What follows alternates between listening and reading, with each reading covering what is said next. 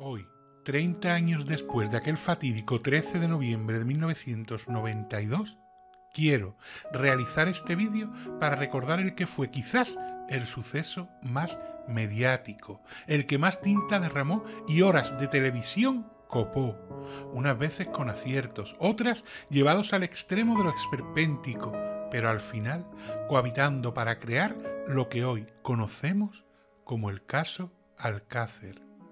Tres jóvenes que salieron una tarde de otoño con la sana intención de divertirse y quedaron para siempre en el recuerdo de todo un país. Tres chicas que sin quererlo mostraron a toda una sociedad que igual vivíamos en un sentimiento de seguridad inexistente. Tres adolescentes que se convirtieron para la historia en el fiel reflejo de una España que tenía aún que sanar muchas cicatrices del pasado, cicatrices que se hundían hondo en las instituciones hasta entonces intocables, en estamentos que parecían estar por encima del bien y del mal. Nos enseñaron a todos los españoles de a pie que había que mejorar muchas cosas, que había que cambiar la forma de hacer de muchos organismos y sobre todo que teníamos que salir y exigir justicia. La gran pregunta a día de hoy, 3 décadas después, es: ¿se habrá conseguido?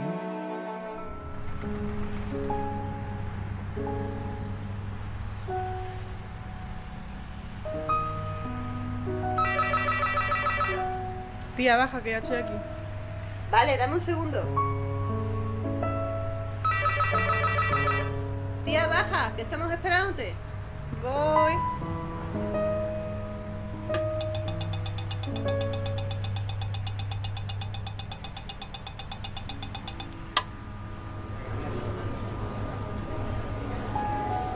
Alcácer, ¿qué representa para ti? Alcácer para mí representa el caso en el que nunca quisimos entrar y al que finalmente nos vimos abocados a entrar, a participar. Y a lo largo de estos años, 2 años ya prácticamente que llevamos con el tema de la revisión, yo creo que lo que nos hemos dado cuenta es que al final, gracias a Dios, hemos pasado muchos escollos inicialmente, pero con el paso del tiempo yo creo que se ha visto tanto en el juzgado como otras de las partes personadas, como creo que el público en general, que nuestra labor o nuestra intención es aportar algo de luz, si es que es posible, en un caso tan complicado como este.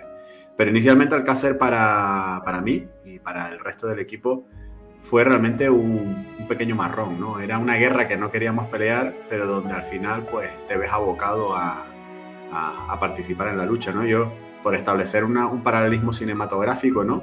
Si recordáis la película del Patriota, ¿no? De Mel Gibson, él, durante todo el comienzo de la película, es que él no quiere participar en la guerra porque sabe lo complicado que es y demás. Nosotros sabemos lo complicados que son los casos fríos y más un caso tan polémico como este.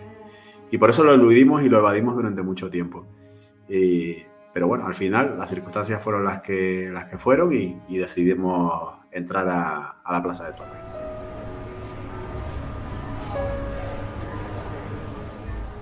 Bueno, pues para mí en lo personal una experiencia de vida tremendamente enriquecedora desde distintos puntos de vista y a la vez una experiencia, o sea, Alcácer ha sido mi Vietnam emocional, por decirlo de alguna manera, pues como quien ha acudido a una guerra, a unas circunstancias muy peculiares en las que te has podido acercar un poco a la capacidad a conocer la capacidad de daño que puede tener un ser humano y bueno, es una experiencia no sé si calificarla de horrorosa pero enriquecedora.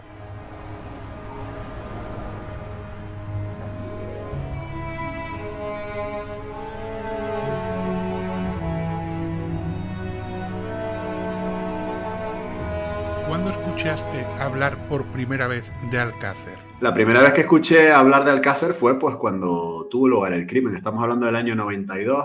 En ese año yo estaba en el instituto y luego durante los años subsiguientes, que fueron los años de la investigación y los años previos al juicio y durante el juicio, yo estaba estudiando criminología en aquella época. Y recuerdo que por la noche pues veía Esta noche cruzamos el Mississippi y bueno, ahora lo comento un poco en tono de broma, ¿no? Pero recuerdo que veía la figura de Juan Ignacio Blanco y decía, oye, me gustaría el día de mañana hacer algo parecido a lo que hace este señor, porque me parecía que era una labor en aquel momento encomiable, ¿no? El arropar de alguna manera a los familiares de las víctimas e intentar dar un poco de luz en una España que estaba normalmente sumida pues, en unas técnicas y unos métodos de investigación que prácticamente casi parecían de ser del siglo pasado, ¿no? En lugar de ser de la época moderna o de lo que veíamos en las películas o en algunas primeras series televisivas.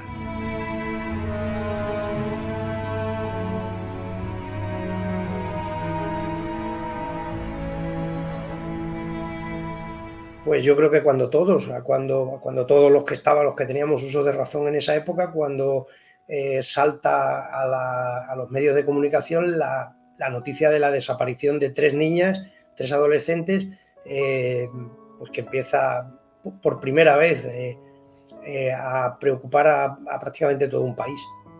Las primeras noticias que se dan, han desaparecido 3 niñas en Valencia, se las está buscando. En ese momento cuando todos prácticamente tenemos conocimiento y muy poquito tiempo después, cuando quizá, no lo recuerdo ahora mismo porque ha pasado mucho tiempo, pero quizá cuando persiste o se reitera la noticia de manera continua y empieza a crecer la preocupación, lógicamente, de los familiares y de todas las personas que estamos siguiendo el caso. Y es ahí cuando un poco empiezo a involucrarme en colaborar de la forma modesta que podía hacerlo en ese momento en la búsqueda de las niñas, repartiendo carteles que no recuerdo, ya lo dije una vez, no recuerdo cómo llegaron a mi mano, pero llegaron una cantidad de carteles de los que habían editado y hablando con unos, yo trabajaba entonces en seguridad privada y hablando con unos guardias civiles, pues me comentaron que ellos no tenían esos carteles en el cuartel. Y lo primero que hice pues, fue hacer un reparto, digamos, por los cuarteles de la zona y por establecimientos públicos. Bueno, pues eso, colaborar modestamente en el reparto de carteles y en la búsqueda de las niñas en ese sentido. Desde Madrid, quiero decir, no estaba yo en Alcácer ni tenía nada que ver con ellas.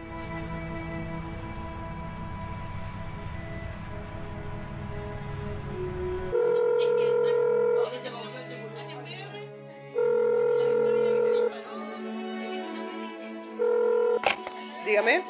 Oye, mamá, ¿puede papá llevarnos al color a mis amigas y a mí? Sabes que papá llegó del trabajo con gripe y está en la cama echado. Además, no son horas de ir a color. Déjalo para el fin de semana, como siempre. Bueno, vale, mamá. Venga, un besito. Hasta luego. Venga, vale. Adiós, no llegues tarde. ¿Por qué crees que Alcácer genera tanto interés? Alcácer sale a la palestra en una época en la que se crea la Televisión Autonómica Valenciana y en la que entran los canales privados. A partir de ahí, digamos que lo que veíamos en televisión siempre era lo mismo, ¿no? Yo recuerdo que cuando iba al colegio y hablabas con tus compañeros, pues podías comentar la película del sábado porque todo el mundo veía la misma, o los dibujos animados porque eran exactamente los mismos, y en ese momento de repente se diversificaba la historia, ¿no? Decíamos, no, es que ahora puedes elegir hasta 5 canales diferentes, puedes ver 5 películas diferentes al mediodía, ¿no? Y aquello parecía una cosa impresionante. Si a eso le sumas la Televisión Autonómica Valenciana, pues digamos que cuando tiene lugar Alcácer tiene un despliegue informativo que hasta ahora no se había visto en España, ¿no? De tal manera que en tiempo real pues se nos empieza a relatar un poco todo lo que son los prolegómenos y también el durante y el después de una investigación y de un juicio, ¿no? Eso es lo que prácticamente marca la diferencia, porque hubo casos, yo creo que de la misma importancia, pero que pasaron desapercibidos un año antes o 2 años antes. Y también pues, hubo otros después que tuvieron menos repercusión mediática, ¿no? O sea, aparte de que se tratara de 3 víctimas, que eran 3 menores y que los crímenes fueron realmente desagradables, era la primera vez, digamos, que había una transparencia, ¿no? Estamos hablando de una España donde tú no veías tantas series de televisión sobre crímenes, ni había documentales sobre crímenes, ¿no? Era una cosa excepcional eso. Bueno, primero por lo que acabo de decir, por la repercusión social por la repercusión social que tuvo el suceso, primero la desaparición y después el jarro de agua fría que supuso para todos la aparición de los cadáveres en las condiciones que aparecieron. Y o sea, primero en aquel momento inicial por aquello, después por un poco por la cancha mediática otra vez que le dimos nosotros, que le dimos Fernando García, Juan Ignacio Blanco y yo, sirviéndonos principalmente de Telecinco y de aquel programa de Pepe Navarro, Esta noche cruzamos el Mississippi, y después de muchos otros medios de comunicación que también se pusieron a nuestra disposición o se hicieron eco de las noticias, de los movimientos que estábamos haciendo nosotros. Bueno, pues de aquel, vamos a entrecomillarlo, escándalo que montamos en el año 96-97 hasta la celebración del juicio. Y después, desde aquel 97 y la sentencia, pues hasta la fecha, pues por la aparición de las redes sociales y la capacidad que tenemos a partir de ese momento todos los particulares, que no había en aquel momento, de poder acercarnos, en este caso, prácticamente a las entrañas de un caso, conociendo aspectos del sumario, pudiendo ver que se han visto fotografías de las autopsias en algunas redes o en algunas páginas, algunos foros. Y bueno, pues un poco por la magia que puede llegar a ser perversa, puede ser magnífica por un lado y perversa por otro, de eso que digo, de poder comunicarnos todos e interactuar todos de una manera más fluida, de una manera más directa y al alcance de nuestra mano, cosa que entonces no existía.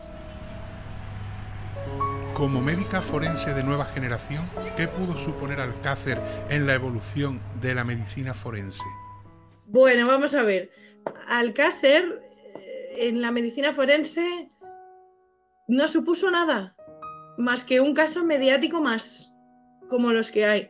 Desde el punto de vista científico, Alcácer no es un punto de inflexión, las cosas no se hacen como antes y después de Alcácer.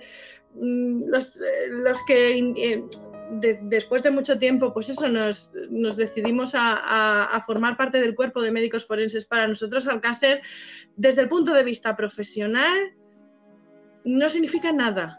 No significa nada más que un suceso, lo que sí que supuso una revolución, yo creo, a nivel social, a nivel cómo se deben tratar estos casos desde el punto de vista periodístico, cómo se debe, pues, proteger a las familias, en fin, esas cosas, o cómo no se deben de hacer las cosas, pero desde el punto de vista forense no supuso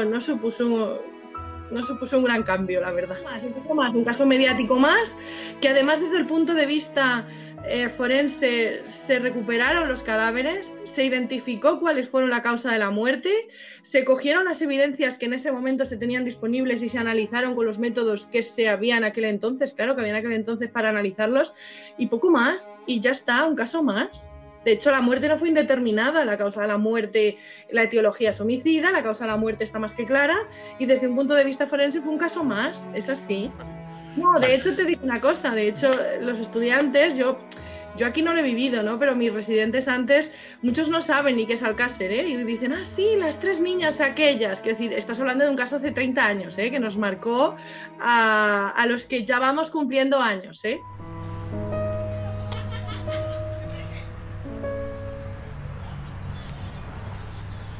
¿Crees que Alcácer influyó en algún cambio social?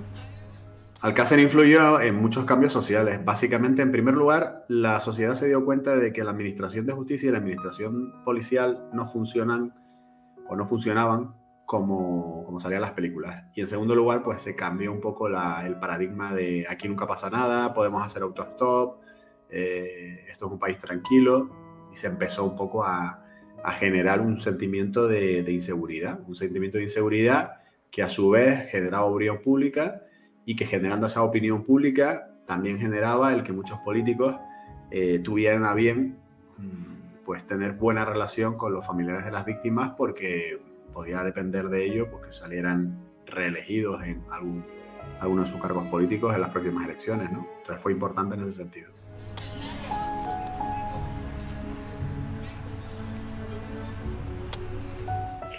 Sí, absolutamente. Desde un punto de vista estrictamente social, pues en la vamos a decir, me atrevo a decir, en la concepción o en la idea de libertad que teníamos o que podían tener los adolescentes de la época, o podíamos tener incluso algunos adultos. No sé, es demasiado profundo esto, José, no sabría entrar de lleno en la cuestión sin cometer ningún tropiezo. El hecho, o sea, ese concepto que teníamos de libertad en aquellos 90, que no tenía un techo, no tenía un límite. Las generaciones de entonces pudimos empezar a hacer una serie de cosas en el ámbito particular que no podíamos hacer con anterioridad. Digo con anterioridad incluso en los tiempos inmediatamente posteriores al régimen, ¿no? Desde el punto de vista insisto y repito, de la libertad que algunos pudimos interpretar como libertinaje. Bueno, pues esa sensación de aquello que unos años atrás estaba muy feo, ¿no? Que a lo mejor unas niñas se pudieran poner minifalda o pudieran ir a la discoteca. ¿Qué era eso de que unas niñas fueran a la discoteca? Podían ir a un baile, una pareja formal, decente. Tú me estás entendiendo. No es que sea este mi pensamiento, ¿no? Pero esa concepción de libertad en la que nos dimos cuenta que, o nos pudimos dar cuenta de que había un verdadero riesgo de que, sobre todo niñas, adolescentes, pudiesen caer en manos de algún desalmado, que este es el caso que hemos conocido. Luego existirán otros casos que no hemos conocido. Bueno, pues en ese sentido, pues precaución sobre todo para las niñas, para las adolescentes de la época, y ya no sé qué repercusión ha podido tener después o si eso ha podido asentar de alguna manera. Y luego desde el punto de vista institucional, digamos, pues ha sido una escuela, sin ninguna duda. O sea, es la primera vez que un caso criminal es cuestionado en un medio de comunicación por unos particulares y de una manera tremendamente aguerrida y confrontadora del trabajo que habían hecho esas autoridades, cosa que antes no se podía soplar al oído de un guardia civil o de un juez. Nosotros tuvimos, vamos a decir, esa osadía, la llevamos adelante con mucho coraje, con muchos aciertos y con unos cuantos aciertos y muchos errores, diría. Pero la llevamos adelante. Y bueno, pues un poco era la batalla de David contra Goliat. Me viene a la cabeza cuando a Pilar Miró se le ocurrió hacer la película del Crimen de Cuenca, donde cuestionaba una serie de malos haceres, unas torturas crueles por parte de miembros de la Guardia Civil, y aquello le costó mucho, o sea, de hecho tuvo la película paralizada mucho tiempo. Estamos hablando ya en tiempos de democracia, y hasta ese 90 pues tampoco era fácil soplarle al oído a la Guardia Civil o a la policía, no era sencillo. De hecho, las maniobras que se llegaron a utilizar por parte del Estado, de las instituciones, de algunos miembros de la Guardia Civil, incluso de alguna orden que se pudiera dar por ahí de manera subrepticia, ¿no? De, oye, pues yo qué sé, meterles un poco de miedo a estos, diles algo, asústalos, que se están pasando, o sea, ¿qué es eso de que vengan a cuestionarnos a nosotros? Y yo siempre tuve esa percepción que durante los 3 años que duró la instrucción y la investigación, ellos estuvieron trabajando un poco a sus anchas, y 3 años y pico más tarde aparecimos estos 3 chalaos a ponerlos en evidencia, que lo hicimos y de alguna manera lo conseguimos con no pocas consecuencias, principalmente consecuencias jurídicas, principalmente las que tuvieron Fernando García y Juan Ignacio, y de las que yo me pude salvar, pues primero porque no era el mediático del grupo,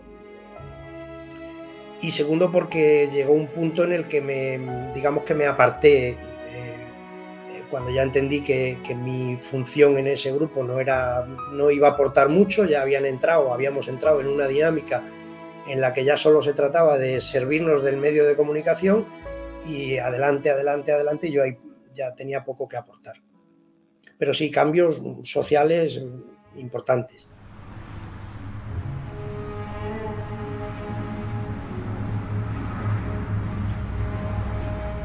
¿Crees que se hizo bien hace 30 años? Creo que el caso Alcácer se investigó como se investigaban la mayoría de los casos en esa época, que era una investigación un poco paupérrima. Pero ¿de dónde viene esa, digamos, esa pobreza en la investigación? Pues podríamos discutir o debatir si viene de que no se le ponía el suficiente interés o de que simplemente no había suficientes medios en aquella época, etc. Nosotros que hemos revisado los prácticamente 40 tomos de expediente entre sumario A, sumario B y rollos de sala, lo que hemos visto es que a pesar de lo limitado de la época, sí es verdad que se hicieron muchísimas comprobaciones y se hicieron muchísimas gestiones. Yo creo que hay mucha gente que desconoce gran parte de lo que se hizo en este procedimiento, y de hecho nosotros hemos estado en otros procedimientos, incluso posteriores, donde ojalá se hubiese hecho la mitad de las cosas que se hicieron en Alcácer. ¿Por qué se hicieron en Alcácer? Pues porque evidentemente estaba de alguna manera siendo un fenómeno mediático importante, ¿no? Y a los políticos, pues obviamente también les importaba, ¿no? Pero básicamente fue eso. Yo creo que si retrocedíamos en el tiempo, diríamos, ¿y se podían haber hecho mejor las cosas en aquella época? Bueno, sí, pero tampoco pensemos que tanto, ¿eh? Tampoco pensemos que tanto. Ojalá que sí, porque al final a nosotros lo que nos gusta es pensar que si nos ocurre a algún familiar nuestro, pues de todas las cosas que se pueden hacer en una investigación, se hagan el 100%. Pero la realidad, desgraciadamente, ni en el pasado ni en el presente, es que no funciona así la administración. Hay recursos, hay interés, hay personal, hay un montón de factores que juegan, digamos, en la partida.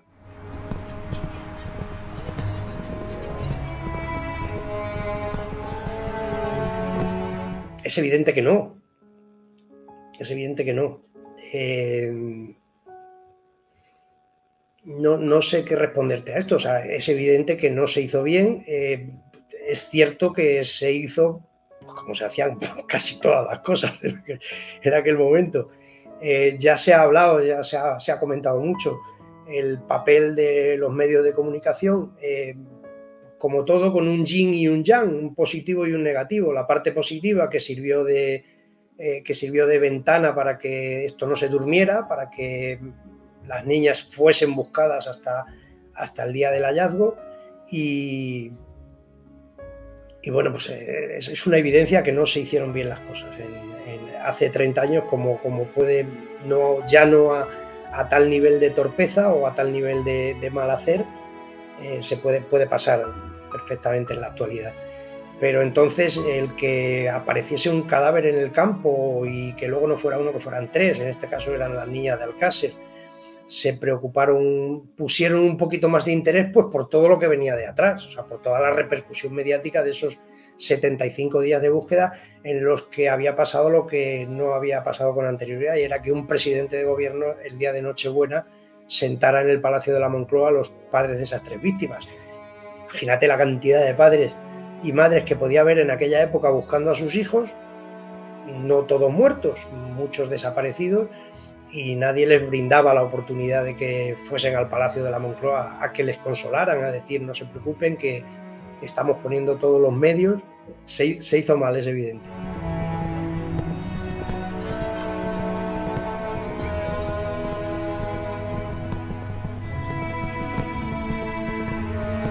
Durante el levantamiento que se hizo, ¿qué crees que se ha considerado mal realizado, pero no está, ya que sigue haciéndose 30 años después? Se me ha ocurrido, mira, mientras pensaba un poco, se me ha ocurrido una cosa. No es justo para los que estuvieron allí trabajando que nosotros aquí sentaditos, aquí en el patio de casa y en el sillón de tu casa, nos pongamos a criticar lo que se hizo 30 años antes.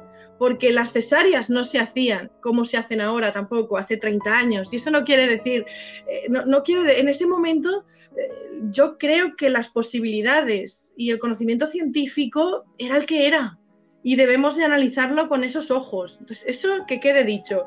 También digo, claro, y la quimioterapia de aquellos entonces, y el niño ¿Y el tumor cerebral de este niño que se lo han traído de México para operarlo en Barcelona? ¿Cómo lo hubieran operado hace 30 años? Pues a lo mejor no lo hubieran podido ni diagnosticar, ¿no? ¿Nos metemos con la medicina de hace 30 años o entendemos que la vida ha evolucionado, que las ciencias forenses, como la ciencia en medicina, ha ido evolucionando y ha ido cambiando, ¿no? Pues yo creo que eso tiene que quedar claro, es decir, que hace 30 años, ¿eh? Entonces, pero bueno, dentro de lo que es el levantamiento, yo creo que hay una serie de cosas que llaman la atención y que además la gente, pues, no son unas cosas, no fueron excepcionales. Por ejemplo, el papel del funerario, pero ¿lo hizo mal? No lo hizo mal. Es decir, cuando tú vas a un levantamiento, digamos que generalmente cuando se encuentra voy a contar un poco el procedimiento de un levantamiento para entender un poco si aquello fue excepcional o no lo fue, ¿no? Cuando hay un hallazgo de un cadáver que se sospecha que es muerte violenta, el médico de familia o el médico de la UBI o el que va dice: yo no puedo firmar el certificado de defunción porque esta muerte no es natural, esta muerte es violenta, por ejemplo. A que aparece un cadáver en mitad del monte enterrado en una fosa, pues eso muy natural no va a ser. Por lo tanto, se activa, digamos, lo que viene siendo pues, el protocolo de un fallecido judicial, de una muerte violenta, ¿no? Entonces, se precisa del médico forense, del juez, y en este momento se llaman letrados, pero en aquellos entonces eran secretarios judiciales, que se dirigen a la zona del levantamiento para hacer, pues eso, la diligencia de levantamiento del cadáver. Pero no solo vamos nosotros tres, es decir, el juez, el letrado y el médico forense. Avisas en el mismo momento a la funeraria. ¿Por qué? Pues porque la funeraria te va a ayudar en el traslado del cadáver. No solamente que se fueron unos intrusos y se metieron ahí a cavar cuando no tenían que haber cavado, sino que se les avisa para que vayan, se les avisa para que nos ayuden, se les avisa para que puedan facilitarnos en todo momento el traslado del cadáver. Aquí es verdad que es una fosa que hubo que desenterrar y que, bueno, pues queda un poco así, pero por ejemplo en un ahorcado, ¿te piensas tú que la policía judicial o la Guardia Civil va a descolgar el cuerpo? Pues a veces sí, pero no tienen por qué. No tienen por qué tocar el cadáver la policía judicial. Entonces, para eso están los funerarios, que serían un poco como la figura del celador en el hospital. Claro, cuando hablas del traslado del cadáver, no quiere decir el traslado de la fosa al tanatorio, que también, sino simplemente sacarlo incluso de la fosa y ponerlo a pie de fosa, ¿no? Es lo que te refieres, ¿no? Sí, sí, lo pueden hacer. O sea, no es lo habitual. Quiero decir, pero por ejemplo, si el cadáver aparece en una zona de una casa donde no es accesible, donde no hay luz, donde tú no puedes hacer el examen externo para hacer un levantamiento y para, pues bueno, para poder hacer la diligencia del levantamiento del cadáver, tienes que decirle al funerario que te lo cambie de posición. Y no pasa nada, están preparados para ello, tienen los conocimientos, tienen los permisos y ellos están en un concierto con el órgano judicial en ese momento. Es decir, hablamos de funerarios privados, pero cuando hablamos de institutos de medicina legal en los que tienen un servicio de patología, tienen a funcionarios funerarios propios que van a la recogida del cadáver y luego lo transportan al IML y te ayudan. Por ejemplo, al día siguiente o al otro día, cuando tú vayas a hacer la autopsia, el médico forense no es el que abre la cámara y pone el cadáver en la mesa de autopsia, es el funerario. Es decir, pues el funerario... sin embargo, sí lo debe de sacar del sudario el médico forense, ¿no? ¿O no? En general al cadáver lo sacas tú del sudario, sí. Sí. Sí, bueno, es que, claro, es una pregunta que me ha llamado mucho la atención porque eso no suele pasar. Pero en el caso eso sí pasó, que estaban fuera del sudario. O sea, los médicos forenses se encontraron ya fuera del sudario. No, eso no es muy adecuado. Eso no es muy adecuado. Ellos lo que tienen que hacer es el traslado del sudario de la cámara a la mesa de autopsia. Y es verdad que el sudario lo abres tú, porque sí, claro, puede quedar algún vestigio, alguna prueba.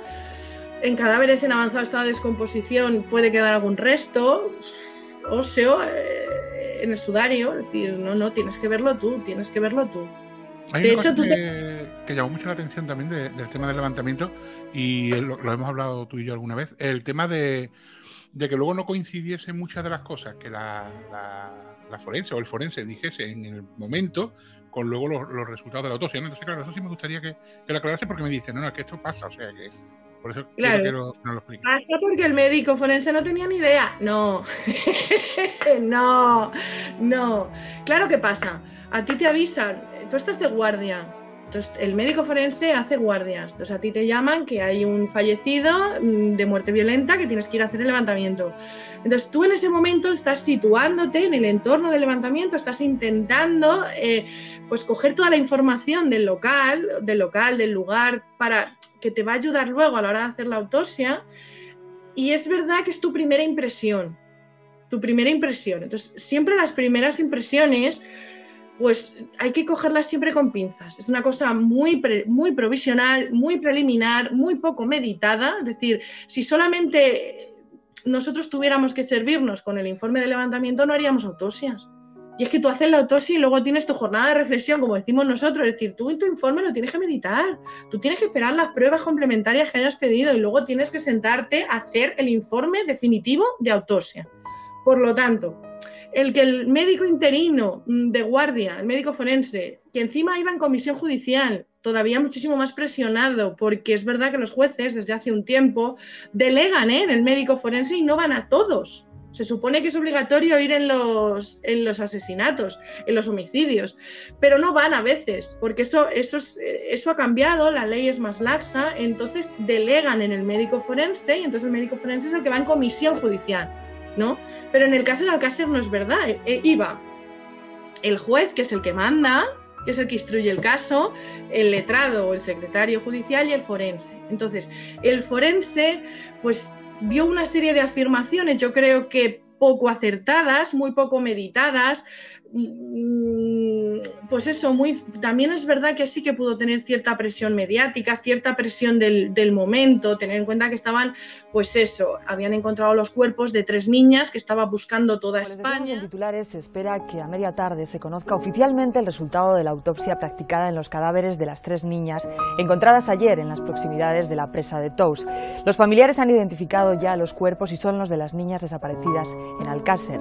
Las fuerzas de seguridad han comenzado los trabajos de investigación para esclarecer las circunstancias en las que murieron las niñas. En estos momentos no se descarta ninguna hipótesis sobre el posible asesinato en el que en todo caso pueden haber intervenido varias personas. Que encima había que dar fe a través del secretario de todo lo que se estaba encontrando, entonces yo creo que fue extremadamente explícito, extremadamente imprudente, pero no desde un punto de vista de mal, sino creo que dio una serie de afirmaciones que luego se han considerado como verdad absoluta, que no son verdad, que no hay que considerarlas así. Es una cosa provisional. De hecho, tú cuando vas a por ejemplo, a un homicidio o a un suicidio con arma de fuego, tú puedes pensar en el lugar de levantamiento que el orificio de entrada es uno, que el orificio de salida es otro, te vas de allí tan contento y luego después de hacerle la autopsia, después de meditar un poco cómo han sido las cosas, después de que la policía judicial te investigue y te diga la hipótesis principal es esta, dices, pues mira, pues es que las cosas no eran como yo las dije. ¿Por qué? Pues porque no tienes suficiente tiempo para meditarlo, no tienes suficiente tiempo para pensarlo. Digamos que las afirmaciones que haces a veces son un poco precipitadas y se deben de considerar como algo provisional, como algo preliminar, como algo que puede cambiar en el informe definitivo y cambiará. Es mucho más fácil pensar que los 6 médicos forenses designados al día siguiente por el juzgado para hacer la autopsia les dijeron lo que tenían que decir y realmente el informe correcto es el informe preliminar que dio el médico forense, pero no es así, no es así. Un informe de levantamiento tiene la validez que tiene y es muy provisional, muy preliminar, con unas conclusiones que hay que coger muchísimo con pinzas, que es necesario en todo sumario de muerte violenta, aunque la causa tú en el levantamiento la sepas y la intuyas y presumas que el señor ha muerto porque le han clavado un puñal, porque ves el puñal, tienes que hacer la autopsia. Entonces, si tú tienes que hacer la autopsia y tienes luego que hacer un informe definitivo, será porque esas conclusiones del levantamiento son provisionales y son preliminares y hay que entenderlas dentro del contexto de lo que fue aquello. Por otro lado, que no se me olvide decir, como se fue en comisión judicial al levantamiento o a la romana, quien instruye el caso es el juez.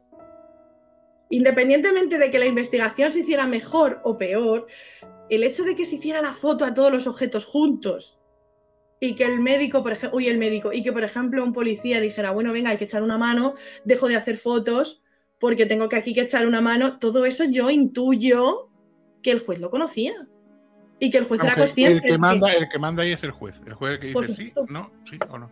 Por supuesto. El médico forense, una vez que va con el juez o levantamiento y se constituye la comisión judicial, el médico forense poco puede mandar. Ni los guardias civiles, ¿no? Ni la policía judicial tampoco, ¿no? O sea, y la policía judicial o la policía nacional tampoco tiene voluntad. O sea, no tiene voluntad, no tiene capacidad de decidir lo que hace primero y lo que hace después. Porque quien está en ese momento instruyendo el caso y esa autoridad absoluta es el juez. Entonces, una pregunta, bueno, dos preguntas obligadas. La primera, ahora te hago la segunda. La primera es, entonces, tú cuando has dicho que quizás fue imprudente el forense, en el sentido de dar demasiados datos que se tenía que haber ahorrado, ¿no? Es a lo que te refieres, ¿no? Ser demasiado explícito en cosas que no se puede ser en el sitio en el que estaba y en el momento en el que estaba, ¿no? Efectivamente. Solamente tenía que haber dicho lo que estaba muy claro que puede decir. Y creo que fue demasiado espléndido en sus conclusiones. Que dijo muchas cosas que luego se podía contradecir. Y la claro segunda obligada, y la segunda pregunta es obligada. Claro, dijo muchas cosas que pueden dar lugar a error y que él mismo no diría al día siguiente si está haciendo la autopsia tranquilo. ¿Por qué las dices allí? Bueno, pues porque las dices, porque te ves en la necesidad, porque describes lo que ves, pero no es real, no es real. De verdad que los informes de levantamiento hay que cogerlo con pinzas, ¿eh?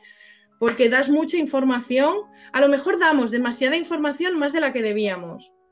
Pero también te digo, por ejemplo... También el calor del momento, la situación, la gente alrededor, la misma Guardia Civil incluso, los mismos... Oye, mira, pues esto, lo otro, ¿tú qué crees que pasó? No, claro, tú no trabajas solo, el médico forense no trabaja solo, el médico forense se encarga, pues, de intentar un poco sacar toda la información que pueda del cadáver, ¿no? Investigar el cadáver, es decir, a ver qué el cadáver te puede decir. Luego hay una investigación policial. La investigación policial le interesa mucho también cuanto más sepa del cadáver. Entonces, a veces te sientes un poquito obligado en el levantamiento a dar ciertos datos, porque la policía judicial también está investigando, también está intentando saber qué ha pasado. Entonces, a veces... bueno, pues eres demasiado espléndido dando conclusiones que no has meditado y no has pensado y no has autopsiado y no has tenido tu tiempo suficiente para decir, es que aquí pasó esto 100%. También les pasa a ellos. Es decir, nadie piensa que en un levantamiento la policía judicial, la primera hipótesis, ¿no?, es la que vale. No, tendrás que investigar más, tendrás que hablar, tendrás que entrevistar, tendrás que pedir imágenes, tendrás que hacer estudios de ADN. O sea, pues con el médico forense pasa igual. Es decir, el levantamiento y las conclusiones que tú saques, a no ser que sean 4 cosas, como por ejemplo el tanatodiagnóstico, más o menos datar la muerte, más o menos decir si es un varón, decir la edad que tiene. Lo demás que digas es arriesgarte, porque tienes luego después el cadáver en la sala de autopsia para ti, para tirarte 5 horas, 12, 3 días. Entonces no hay necesidad de dar unas conclusiones que son preliminares en 10 minutos, cuando sale un cadáver, además con esa carga mediática, ¿no?, con esa carga emocional, que estaba allí todo el mundo dándolo todo. Claro, y luego da lugar, esas conclusiones se han tomado como certeras porque no coinciden exactamente con las de la autopsia. Y esas hay que darle la veracidad justa. O sea, tú lo darías más que como una nota mental, ¿no?, que se va tomando en ese momento, como notas mentales, como una especie de algo así, ¿no?, más que una cosa certera, sí, ¿no? Tienes que poner, pues como tú tienes que tener una visión mental. A ver, el levantamiento te ayuda mucho porque te sitúa el cadáver en la escena. Y luego tú, cuando vas por la mañana, ya has perdido toda orientación, ya no estás en el lugar del crimen, ya no estás en el domicilio, ya estás en una sala de autopsia con un cadáver que es muy parecido al del día anterior. Y entonces, sí, la información en el levantamiento es importante, pero no es definitiva. Y las conclusiones nos cambian. Y nos cambian, además que es que cambian. Y es que nos ha pasado que llegas allí y dices, pues mira, ha podido pasar por aquí, por allí, ya ha sido así. Y luego por la mañana dices, ¡oh, madre mía! Pues no, pero no pasa nada. ¿Por qué? Porque un informe preliminar de un levantamiento es un informe preliminar, con unas conclusiones preliminares. Y eso es así. ¿Qué se hizo? ¿Qué se podía haber hecho en el levantamiento? Pues un poquito más de prudencia.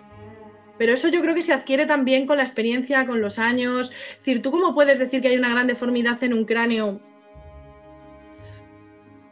si no tienes el cráneo, si no lo tienes en las manos, no lo estás comparando, quiero decir, estás dando una serie de conclusiones que otro médico forense sabe que son preliminares y las va a tomar con la cautela que hay que tomarlas. Pero claro, en este caso ha dado mucho lugar a la conspiración. Entonces yo, desde el punto de vista forense, en el levantamiento, creo que se fue un poquito osado, un poquito espléndido, estaba muy arriba, quiso decir más de lo que podía decir en ese momento y esas conclusiones se tomaron demasiado en serio cuando no la tienen, ¿vale? Desde un punto de vista científico forense, ¿qué crees que falta por hacer 30 años después? 30 años después, a nivel forense, lo que falta es básicamente la actualización de las pruebas que hemos pedido. O sea, lo que falta es los resultados a fecha de hoy. Es decir, que todo ese elenco de pruebas que hemos pedido, muchas de ellas a nivel genético, otras son biológicas, en fin, las hay de diferente tipo, pues que se hagan y que veamos a dónde nos llevan, si nos llevan a algún lado. Lo que no podemos hacer es quedarnos con la incógnita de, bueno, todo este tipo de pruebas, mejor no las hacemos. Y ya ahí dejamos las incógnitas durante otros 30 años más, ¿no? No se trata de eso, se trata de que las pocas incógnitas que podamos despejar de la ecuación, pues las despejemos, sin más.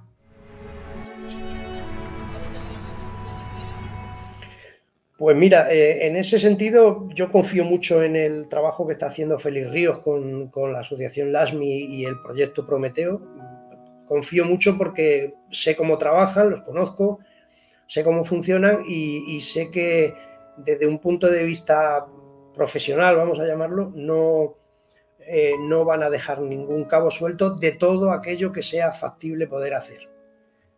Luego la especulación seguirá apareciendo en la opinión pública en cuanto a que, pero ¿por qué no investigan pero por qué y aquello? Pero pues investigan lo que se puede investigar, lo que es factible investigar, y no puede uno llegar, o no puede ninguna asociación, ni ninguna acusación particular, ningún abogado, no puede llegar a un juzgado alegremente a decir ahora, no, tráete al Mauri, por ejemplo, tráete al Mauri y que cuente, o ¿por qué no investigáis? Si abrimos el abanico de las investigaciones, nos podemos ir a un universo en el que ningún juzgado sería capaz de asumir lo que supone esa investigación, que no significa que si hay un sospechoso no se le pueda traer a colación a la investigación y preguntar, interrogarlo, indagar en relación con, en este caso, con la búsqueda de Antonio Anglés, pero tú tienes que aportarle al juzgado una cosa factible, que tenga una razón de ser. O sea, yo no puedo enviar un escrito al juzgado y decir, quiero que investiguen al del vecino de abajo, al de arriba y al de la izquierda y de la derecha. O sea, no. Quiero que investiguen al vecino de abajo por esta razón, porque este día... En fin. Confío en lo que está haciendo Félix Ríos con su asociación, en los resultados que aquello pueda arrojar, que vamos a ver, porque habrá por ahí cosas que no hayan sido bien conservadas. Bueno, lo de la cadena de custodia de Alcácer ya es de traca. O sea, ya no, que nadie puede venir, y fíjate que es un elemento, o que puede ser un elemento en el supuesto hipotético de que apareciera Antonio Anglés, se le trajera a juicio y se tratase o sea, se le enjuiciara en base a las pruebas que se hubieran obtenido. Fíjate lo fácil que podría resultar decir, pero sí, aquí no ha habido ninguna cadena de custodia, ¿de qué estamos hablando? ¿De que ahora un pelo de Antonio Anglés está en tal sitio? No sé, es complicado. Poco más, José, poco más, porque son 30 años que sirven, o que han servido, pues para que todo aquello que se pudiese haber obtenido para una comprobación de probatoria que pudiera describirnos un poco cómo sucedieron los hechos, o al menos quiénes han podido ser los responsables. Bueno, pues poquita cosa.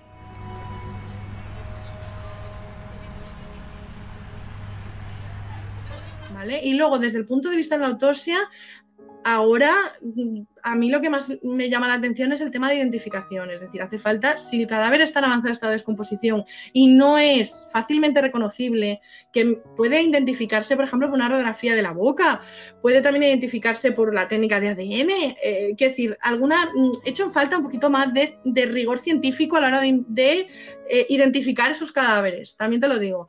Y luego todas las lesiones que describen, que son una maravilla del señor, quiero decir que están perfectamente descritas, que no te digo yo que no estuvieran, que lo estarán, pero oye, tenemos un instituto anatómico forense que te analiza esas lesiones al microscopio y te dice, sí, aquí hubo infiltrado inflamatorio y esta es una lesión efectivamente que corresponde a un hematoma que se hizo en vida, o no, aquí está todo el tejido putrefacto y aquí no se identifica nada, por lo tanto esa lesión que tú estás viendo no existe. Es decir, un poquito, sobre todo en cuando los cadáveres están en ese estado de descomposición, un poquito de rigor científico, pero que me lo exigen a mí ahora, pero no se lo exigían a ellos hace 30 años. La comunidad científica no se lo exigía.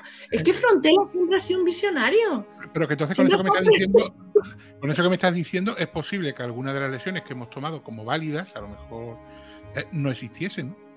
Eso es lo que me estás dando a entender. O sea, que algunas lesiones que hemos dicho, esto es una lesión, no es una lesión. No, yo no lo sé. Te estoy diciendo que hay lesiones que se describen en un cadáver que es muy complejo porque está en avanzado estado de descomposición y quedaba, es verdad, estaba ya casi en fase de esqueletización, unas zonas más que otras. Aquello era muy complicado. Entonces ahí hay que ser muy prudente a la hora de decir, por ejemplo, las agresiones sexuales, las violaciones, qué menos que mandar esos genitales. Bueno, el rollo de las cabezas es una cosa, no se suele hacer. Yo, para tranquilidad de todo aquel que tenga un fallecido judicial, eso de las cabezas, y quiero decir, es que era un caso muy mediático. Es un caso muy mediático en el que tenían que remirarlo todo muchísimo y bueno, yo creo que se hicieron las cosas como se hacían hace 30 años, sin más. Creo que ahora se trabaja como una ciencia más, la medicina forense es una ciencia más. De hecho, la gente la puede elegir en el MIR, ¿eh? O sea, ya se puede elegir vía MIR, es decir, que van a profesionalizar a la gente que le ha costado mucho profesionalizarse ella sola y que el camino ha sido muy arduo y muy complicado. Porque antes de ciencia en la medicina forense había poca. Y ahora no es verdad, ahora hay mucha. Porque se considera una ciencia. Entonces una ciencia quiere decir que tienes que hacer unas pruebas complementarias, que tienes que basarte en datos científicos, que tienes que tener un protocolo, que esta gente no ha trabajado con protocolos nunca, en la sanidad sí, pero aquí no. Entonces todo esto está cambiando. Sí, pero es verdad que el médico forense tiene menos presión, tiene menos presión porque se basa en su criterio. Es decir, tú haces fotos, también eso de las fotos es muy interesante. Tú haces fotos porque tú quieres tener confirmación de lo que has visto. Las fotos a veces van en el informe y otras veces no. Nadie te las pide si tú no las quieres enseñar y se basa en tu criterio. Pero no te las exige el juez. Tú al juez no le enseñas las fotos del levantamiento cuando él no ha ido contigo. Tú al juez le cuentas lo que has visto, le describes lo que has visto. Y la autopsia, el 90% de las veces, a no ser que sea un homicidio y a ti te interese que se sepan las lesiones, que se vean, no tiene por qué llevar las fotos. Tú las tienes, pero si la cámara no te va, si las fotos las has perdido, si... Te hablo desde el punto de vista forense, porque hay otros señores que son los PJ y la policía científica que sí que va y hace fotos de levantamiento y de sus cosas. Yo te hablo de ti como médico forense. No tienes por qué. Porque tú tienes que describir lo que ves. Nadie presupone que tú no vas a describir lo que veas o vas a describir más o menos de lo que veas. Eso es así. Oye, eso también es un arte. Eso está muy logrado, es decir, ese prestigio de los médicos forenses de siempre, decir yo veo esto y lo veo y ya está, y lo veo y es así. Hostia, ojo. ¿Qué opinas de los profesionales de tu sector que participaron en el caso? ¿Hicieron una buena labor? ¿Hicieron una mala labor? ¿O hicieron lo que pudieron con los medios de los que disponían? Si nos referimos al equipo de policía judicial que trabajó, o los diferentes equipos policiales que trabajaron en el caso, yo creo que básicamente se hizo lo que habitualmente se hacía en aquella época, ¿no? Que, bueno, podemos considerarlo más limitado o menos limitado mirándolo con ojos modernos, pero desgraciadamente era lo que ocurría, ¿no? Yo creo, hay mucha gente, por ejemplo, que ha criticado el tema de cómo es posible que una unidad de policía vaya al levantamiento de un cadáver con un solo carrete de fotos. Bueno, pero es que normalmente en esa época, pues un carrete de 36 fotos, que ya era excepcional, normalmente se llevaban de 24, pues para un levantamiento de cadáver normal te sobraban fotos. Te sobraban fotos. ¿Qué es lo que pasa? Que claro, una vez que te desplazas hasta ese lugar y empiezas a desenterrar el cuerpo y resulta que no es uno, sino que son 3, y entonces viene la pregunta de, ¿y en ese momento lo tenían que haber parado? De haber dicho, oye, esto es más complicado, vamos a esperar a que mañana y demás. Claro, esa es una versión, pero la otra versión es, ¿y si de lo que desenterramos ahora ya conseguimos un indicio o una evidencia que nos permita ir a por los culpables? Eso no se sabe hasta que no pones en marcha una investigación, hasta que no pones en marcha el trabajo policial, ¿vale? En este caso, ¿qué hizo dirigir a los investigadores hacia la familia Anglès? Pues el famoso resguardo médico, ¿no? Que de todas maneras yo siempre digo que no sé si la gente se olvida que había otro documento que era una multa que estaba dentro de una de las casetas, si no me falla la memoria, que también hubiese conducido hacia los Anglès, ¿no? Hacia la familia Anglès. Entonces, claro, en aquel momento tampoco se sabe. Tú imagínate que no hubiesen desenterrado nada o que no hubiesen tocado nada y lo hubiesen dejado hasta el día siguiente. A lo mejor ni siquiera se hubiese encontrado semen de Anglès en Alboracha. A lo mejor se hubiesen esperado hasta el día siguiente. Easy. Es complicado verse en esa situación.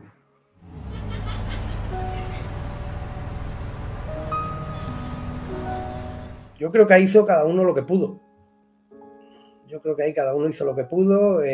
La primera patrulla de la Guardia Civil que llegó, no me acuerdo si era de Catadau o de Llombai, pues hizo lo que pudo, y lo que le ordenaron, que fue subirse con uno de los colmeneros, tratar de, no sé si motu propio salió a acordonar la zona o aquello vino después, porque primero era un muerto, pero luego eran 3, luego era las niñas de Alcácer, con lo que suponía. Después llamaron a unos que andaban por ahí de un sector que no es precisamente el de la investigación de la escena de un crimen, que estaban pasando fotografías de unos atracadores en unos bancos y les dijeron, oye, ¿estáis disponibles? Y pues venga, veniros para acá y hacer vosotros tal cosa. Bueno, cada uno hizo lo que buenamente pudo. Faltó, ¿qué pudo faltar ahí si es que faltó algo? Pues un pelín más de coordinación entre la Unidad Central Operativa y la Comandancia de Patrais, que yo entiendo por cómo eran las cosas en la época, por lo que era la UCO en esa época, casi recién nacida, todavía en pañales, y lo que suponía desde el punto de vista del celo profesional el que los pata negra de Madrid tuvieran que venir a Valencia a, no sé, a enmendar la plana de no sé qué, porque era natural. De hecho es que lo he vivido, o sea, te lo comento porque lo he vivido. Yo conocí el nacimiento de la UCO, vi cómo se fue desarrollando, supe cuáles eran los peros que ponían las otras comandancias. O sea, ¿qué es eso de que vengan aquí los federales a ver, yo soy un capitán de la Guardia Civil con 30 años de experiencia en mi territorio, que va a venir a decirme un señorito de Madrid, que no eran precisamente señoritos, porque la UCO se inauguró con, creo que eran, no sé si eran 40 efectivos, que habían sido seleccionados todos ellos entre los mejores de todas las comandancias, o entre los mejores investigadores de todas las comandancias. Un guardia civil, un cabo primero, la cadena de mando exactamente no sé cuál era, pero vamos, a nivel de la escala básica o de la escala de suboficiales, ya te digo, gente que conozco, o sea, que conozco personalmente y que pude vivir con ellos esa, digamos, la creación de ese grupo y esa selección. Pues aquello no dejaba de causar roces, celos, que, bueno, pudieron, no sé si afectar o no afectar. A lo mejor si hubiera llegado la UCO en primera instancia o la primera patrulla de la Guardia Civil hubiese dicho, de aquí no se mueve nadie, vamos a estarnos quietos hasta que vengan, ya no porque sea la UCO, sino hasta que vengan todas las unidades posibles y cada uno se ponga a hacer su función. Pero ya te digo, como de primeras era un muerto lo que se buscaba, pues ahí empezó la gente a escarbar, luego se echó la noche, vamos a darnos prisa, yo voy a dejar de hacer fotos, entre otras cosas, porque nada más que tengo un carrete, en fin. no hay que verlo, desde mi punto de vista, no hay que verlo como una conspiración en la que el de las fotos decide no hacer las fotos imprescindibles, viene uno y ordena que sea el colmenero el que busque para meter la pata. No, o sea, en aquella época si había, yo qué sé, si había un accidente, pues participábamos todos. Y luego imagínate que el accidente resultó ser un crimen, pero me acuerdo incluso un accidente de tráfico en una ocasión en la que yo pasaba por allí, no sé si iba o venía de mi trabajo, y el coche estaba volcado boca abajo, el hombre atrapado dentro del coche, y la patrulla de la Guardia Civil que había llegado, pues uno estaba intentando el hombre hacer todo lo que podía y el otro Guardia Civil estaba llorando. Estaba llorando porque se acababa de enfrentar a una situación en su vida profesional que no había vivido nunca. Era un Guardia Civil de un pueblo, el hombre estaba acostumbrado a hacer sus 4 diligencias o a intervenir en la pelea de 2 borrachos en el bar, y de repente se encuentra ante un accidente de tráfico con un vehículo volcado y un individuo atrapado dentro, una persona atrapada dentro, que no éramos nadie capaces de sacar. Yo tuve que consolar a ese Guardia Civil y hacerme cargo de su puesto, digamos. Estábamos todos un poco nerviosos, estábamos desesperados porque había llegado la ambulancia, pero todavía no habían llegado los bomberos. Entonces, la cosa era, pero ¿cómo ha llegado la ambulancia que viene desde 3 pueblos más para allá y los bomberos que están aquí no llegan? En fin, pues era un poco como funcionaban las cosas. Entonces, imagínate que era lo que te estaba poniendo el ejemplo, pues que aquello hubiese sido la escena de un crimen, o sea, que no hubiese sido un accidente, sino un asesinato, y yo estaba tocando allí, o sea, yo paré el motor del coche que estaba boca abajo, intenté consolar al hombre para que aguantara, en fin, o sea, yo habría contaminado la escena del crimen, pero era como se hacían las cosas, era como funcionaban las cosas.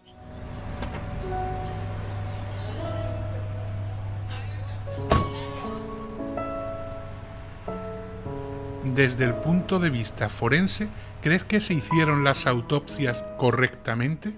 Pues es un poco lo mismo que te he dicho antes. Hace 30 años se hacían bien las cesáreas. Pues es que yo lo que tengo que decir es que hace 30 años el hacerlas de esa manera estaba completamente aceptado. Hoy no lo es. Hoy no lo es. Hoy no ves a 6 forenses sin ninguna protección, nada más que un guante fumando encima del cadáver. No. Y no preservas las manos, y no, en fin, esas cosas. No te los lavan sin tu permiso, no mandas ninguna prueba. ¿Para qué vas a mandar a estudio histológico una lesión cuando el cadáver está en avanzado estado de descomposición para decirte a ver si es un hematoma o no, o realmente lo que estás viendo es un tejido descompuesto que te simula un hematoma? Pues ahora mismo no, porque ahora mismo trabajas dentro de un entorno científico que te permite, y eso es una suerte, porque tienes a tu disposición un montón de pruebas, un montón de análisis que antes ellos no tenían. Entonces, ¿las autopsias se hicieron bien hace 30 años? Yo creo que sí, se hicieron como estaban aceptadas, como se hacían todas. Era la manera de funcionar, el médico forense tenía criterio. No tenía por qué mandar un corazón a analizar si lo veía grande, porque ya lo había visto él grande. Y con que él en el informe pusiera un corazón aumentado de tamaño era lo que estaba aceptado por la comunidad científica, era lo que había. Ahora, pues ahora no, ahora tienes un Instituto Nacional de Toxicología, tienes un servicio de histología, tienes unos análisis complementarios, tienes unas pruebas de ADN cuando no tienes identificado el cadáver, es decir, tienes una serie de pruebas que deberías usar. ¿Que ellos las tenían? No. ¿No se hacía? ¿En qué año entró más o menos la prueba de ADN en España? ¿Y para cuándo crees tú que se normalizó? Bueno, ya se hacían pruebas de ADN, porque de hecho Frontera mandó a realizar pelos, ¿no? Las pruebas de ADN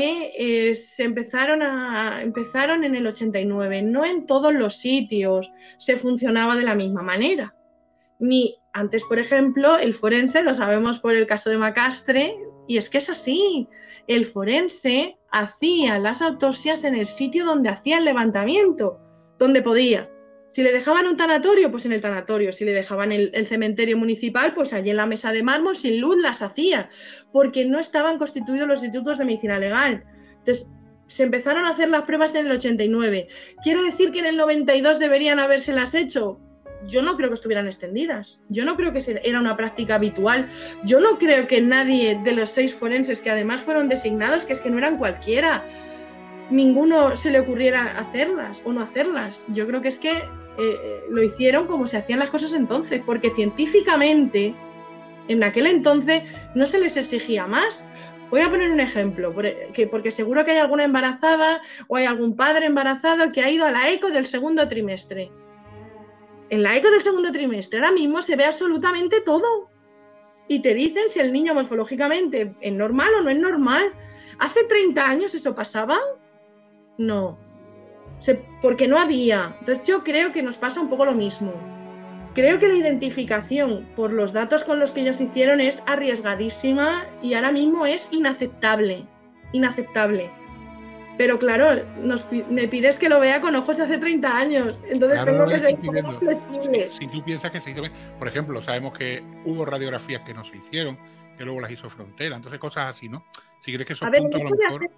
El hecho de hacer radiografías es complicado. Es complicado. Tienes que tener un instituto de medicina legal muy potente, donde tengas servicio de radiología, donde tengas TAC, porque si no se las tienes que pedir al hospital. Es complicado. Pero luego Frontera las hizo, que fue cuando encontró el tema de la cruz de Caravaca y todo lo demás. Yo siempre he sido muy fan de Frontera. O sea, ha conseguido cosas que los demás... A ver, si es que es cierto. Yo aquí tengo que decir una cosa. Siempre ha habido gente que ya iba avanzada. Es decir, que ya en su momento no se conformaba con lo que había. Eran avanzados y querían usar pruebas de imagen, querían un método de identificación de cadáveres más científico. A mí lo que me estás contando, aunque es lo de siempre, no me sirve. Por eso la ciencia avanza.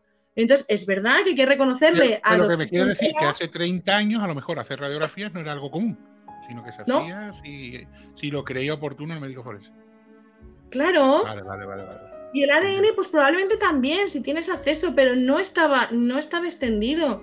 Ahora, por ejemplo, el estudio de ADN te lo hace la Guardia Civil, en el laboratorio de la Guardia Civil de la Policía Científica, porque tienen laboratorio la Policía Científica. Es que, claro, estás hablando que a mí son cosas que me parecen muy normales y son cosas que me parecen impensables que no se hicieran entonces, pero es que hay que ser justo. Ahora mismo no se puede identificar a una persona por lo que mide y por la ropa que llevaba puesta. O sea, no es científicamente aceptable. Entonces, ¿lo has hecho mal? Sí, lo has hecho mal. Y lo has hecho ahora, claro. Lo has hecho mal si lo haces ahora, claro. Ahora, ¿lo has hecho mal hace 30 años cuando el ADN estaba empezando? Cuando era una cosa muy nueva y se seguía trabajando todavía como se había trabajado siempre, como lo científicamente aceptable era lo que se hacía entonces, lo que hicieron. Pues claro. Pero también te digo, gracias a gente que no me has dejado decirlo, gracias a gente como Frontera y como otros que estuvieron, venga a estudiar, venga emperraos, venga en que esto tiene que evolucionar, que esto no nos vamos a quedar así, pues oye, las ciencias forenses hoy son lo que son. Eso es cierto. Que no es que se hiciesen las cosas por una conspiración, sino que se hicieron las cosas porque se hacían así. Que luego llegue Frontera, que quería avanzar más e introdujese técnicas que entonces no eran muy habituales, no quiere decir que eso fuese lo común. Más o menos eso, ¿no? Sí. Perfecto. Sí, a ver, ten en cuenta que Frontera era un forense privado, era un perito de parte. También es verdad claro, que tenía que aportar ciertas pruebas y ciertas cosas que no se habían hecho por la mañana, porque si no, menuda gracia. Si vas a hacer lo mismo que has hecho por la mañana y vas... No, pues es verdad que él con su conocimiento, con su laboratorio, con su equipo, sabía que se podían hacer más pruebas, que hubiera estado totalmente correcto hacerlas. O sea, totalmente. Pero me estás preguntando, ¿se hizo mal? No, se hizo lo que se estaba acostumbrado a hacer. ¿Se pudo hacer mejor? Sí, pero es que la comunidad científica hace 30 años en las autopsias no exigía lo que exigía Frontera, ni un estudio de ADN, ni el análisis de las fibras de la alfombra esa, que depende de saber si existe o no. No lo exigía. ¿Están muy bien, pero en aquellos momentos no se solía hacer. Entonces, esos 6 médicos forenses designados por el juzgado para hacer la autopsia hicieron lo que estaban acostumbrados a hacer y lo harían. Yo no me cabe pensar que no lo harían lo mejor posible. ¿Crees que la presión mediática hizo cometer algunos errores a nivel criminalístico, forense, etcétera? Yo creo que en general la presión mediática no creo que causara más errores de los que se iban a causar de todas maneras, ¿no? Lo que se causó es mucha polémica. Pero bueno, la presión mediática tuvo un lado positivo, y es que, sintiéndose observados los investigadores policiales y judiciales o médico-legales en este asunto por toda España, pues bien se cuidaban de hacer las cosas lo mejor posible para que no hubiera problemas. Y aún así, siguió habiendo polémica.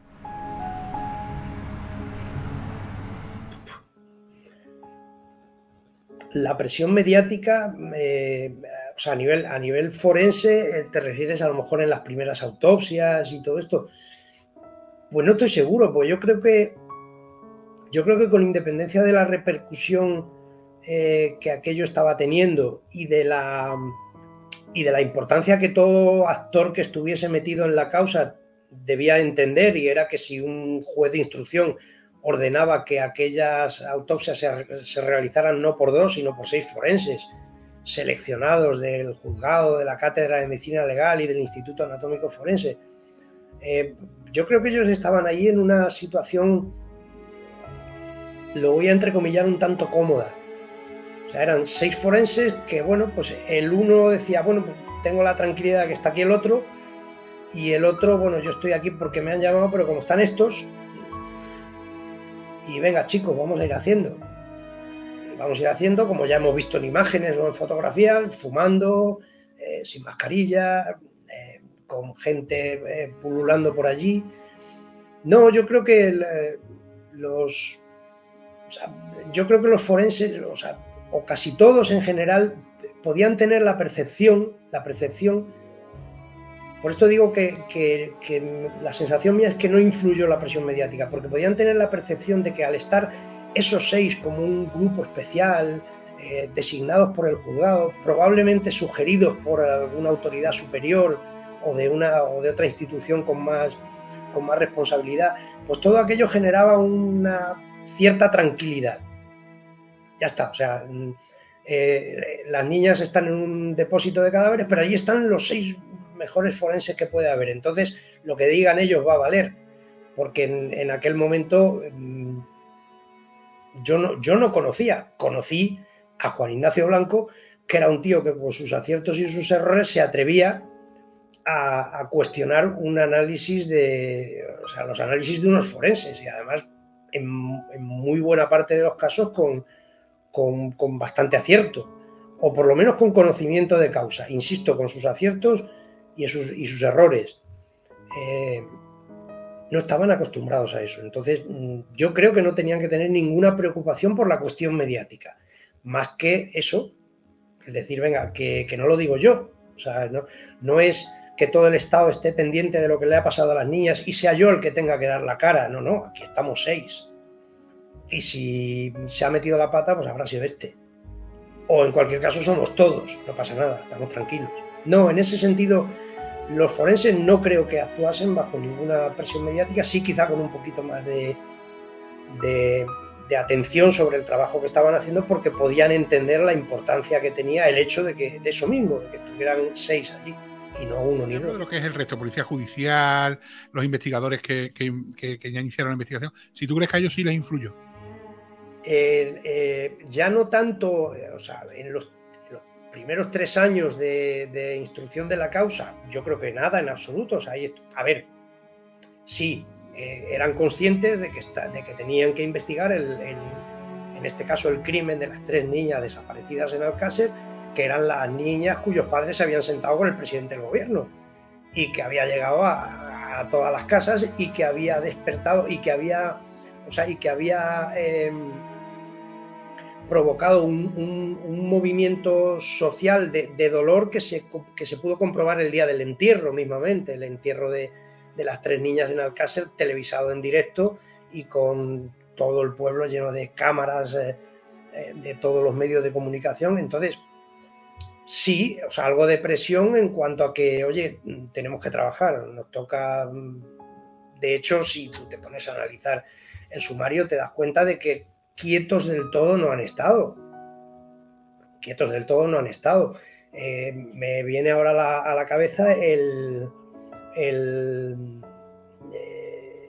cuando el capitán Ibáñez, que nosotros lo criticamos mucho en su momento, cuando el capitán Ibáñez hizo la comparativa de las cuerdas que ataron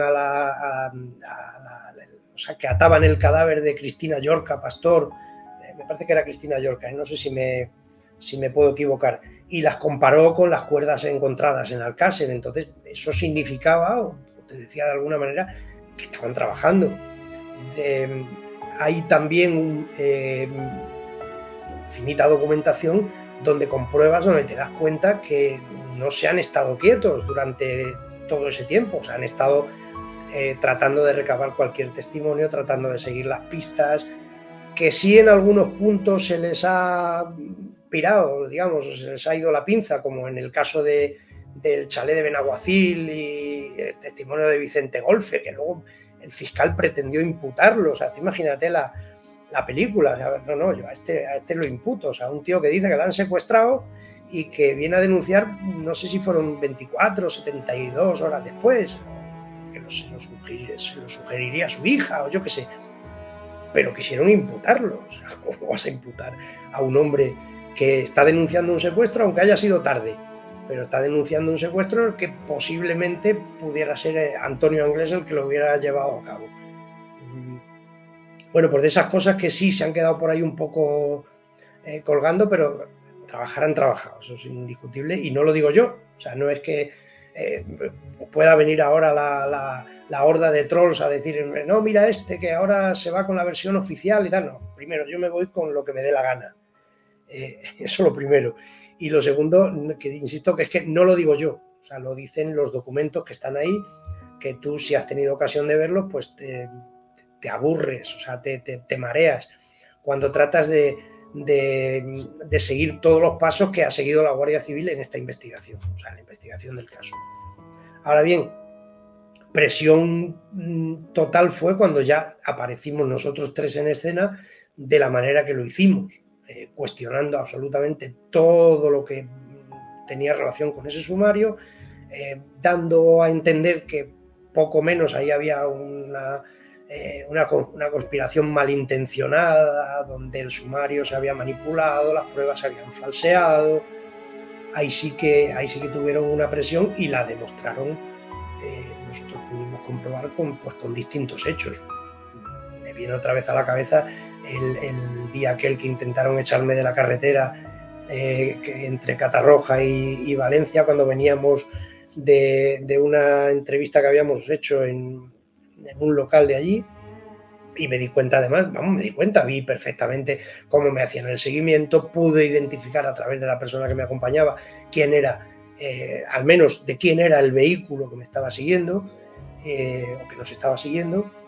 Y bueno, pues otra que me viene a la cabeza, que fue cuando fuimos a hacer una entrevista a lo que entonces era, parece que se llamaba Cadena Ibérica, Radio España, no Radio Nacional de España, sino Radio España,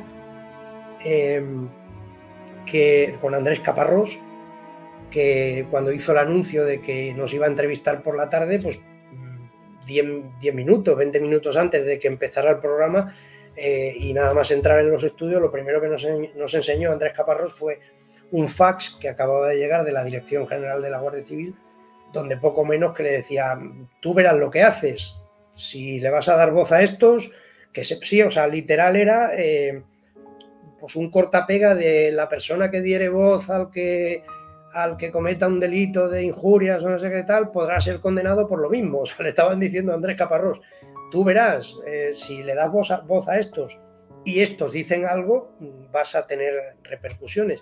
Claro, era sorprendente que la Dirección General no venía de un departamento de la Guardia Civil. La Dirección General de la Guardia Civil le hace saber a usted, como conductor del programa de radio tal, que si van a entrevistar a estas personas y cometen algún ilícito penal, usted va a pagar las consecuencias con ellos. Eso me parece una maniobra intimidatoria tremenda, y es un poco el reflejo de que efectivamente sí se estaban viendo presionados. Les sirvió de poco, porque precisamente haber sabido que Andrés nos hubiese mostrado ese fax sirvió para que después en ese mismo acto, en ese mismo programa y en directo, fui yo el que lo hice, invité a la Guardia Civil a que viniesen a detenernos a las puertas del estudio que estábamos grabando en directo, y que si lo que les molestaba es que dijésemos tal y tal y tal y tal, yo se lo repetía y de manera más clara, si pudiera ser. Por tanto, presión por parte de los medios o nuestra, en ese caso, sí, claro que la tuvieron. Claro que la tuvieron.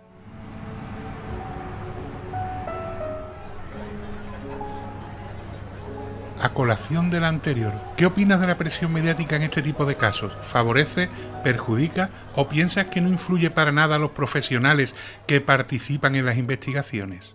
Creo que lo que no hay es un criterio de cómo manejar a la prensa en estos casos. Por ejemplo, cuando nosotros explicamos nuestra metodología de trabajo para revisar casos fríos, uno de los apartados que recogemos, que no lo tiene nadie, ni siquiera perfiladores de diferentes partes del mundo, es el trabajo con la prensa, ¿no? Porque a la prensa yo siempre digo que hay que saber qué se le dice, cómo se lo dice, cuándo se le dice, para qué se le dice y quién se lo dice. Tú como investigador tienes que saber en un determinado momento si la prensa te puede fastidiar el caso o te puede ayudar a solucionarlo. Entonces tienes que saber manejar la información y saber en un momento concreto cómo vas a tramitar esa información, cómo la vas a transmitir y quién la va a transmitir. Y pongo un ejemplo.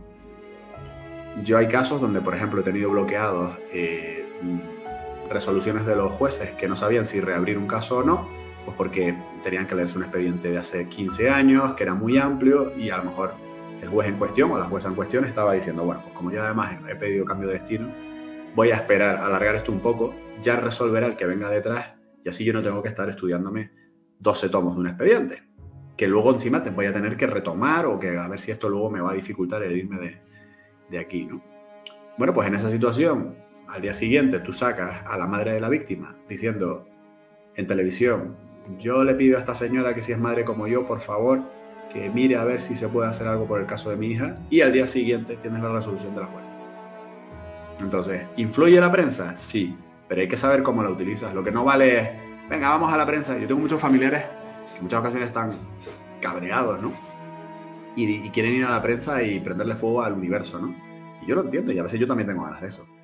Pero eso no sirve de nada. O sea, al final esto es todo un tablero de ajedrez donde hay que saber qué ficha estás moviendo, ¿no? Yo siempre digo que Napoleón decía que no le importaban las fuerzas del enemigo siempre que le dejaran elegir el momento de atacar. Entonces los tiempos en una investigación son muy importantes.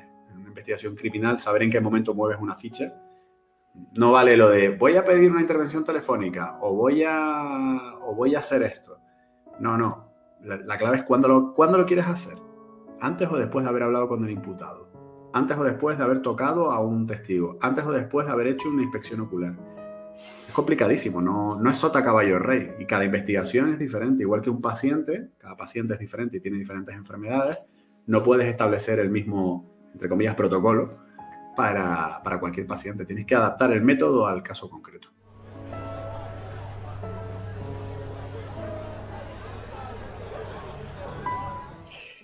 En ese caso era necesaria porque no estábamos acostumbrados, no pasaba, no se hacía. Mira, ahí como en casi todas las cuestiones penales hay que irse al caso concreto. Hay que irse al caso concreto. Me viene a la cabeza ahora el juicio que, no sé si fue en Zaragoza, el juicio contra estos que se llamaron La Manada. Y me viene a la memoria... Los Sanfermines, esos fueron los Sanfermines. Y me viene a la memoria creo que fue un día o fueron dos en el que se tuvieron que suspender las sesiones del juicio porque la algarada callejera y el bullicio que se estaba organizando no permitían el normal desarrollo del juicio. Entonces, eso no puede pasar. Eso no puede pasar. O sea, una sala de enjuiciamiento es algo muy serio donde se está tratando de resolver o de dirimir una cuestión que afecta a las personas de manera muy directa, tanto al culpable si es culpable, como si se está tratando de enjuiciar a una persona que pueda resultar inocente, como la repercusión que puede tener para la propia víctima. A lo mejor en ese caso a la víctima le pudiera dar una cierta tranquilidad, no estoy entrando a valorar eso, estoy simplemente opinando. pero no se puede celebrar un juicio con presión mediática porque si el juez, o los jueces, dependiendo de si sea una sala unipersonal o pluripersonal, son capaces de hacer lo que tienen que hacer, que es no verse influidos por esa presión y juzgar en derecho. Me parece estupendo, pero no todos los jueces lo van a conseguir.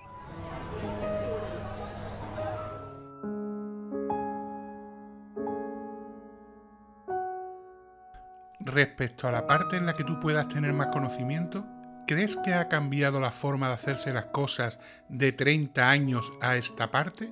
Creo que Alcácer hizo que se replantearan cómo se hacían las cosas en España, pero aún así se siguieron haciendo las cosas igual o peor en algunos lugares, en algunos casos, donde había menos medios o donde había menos interés o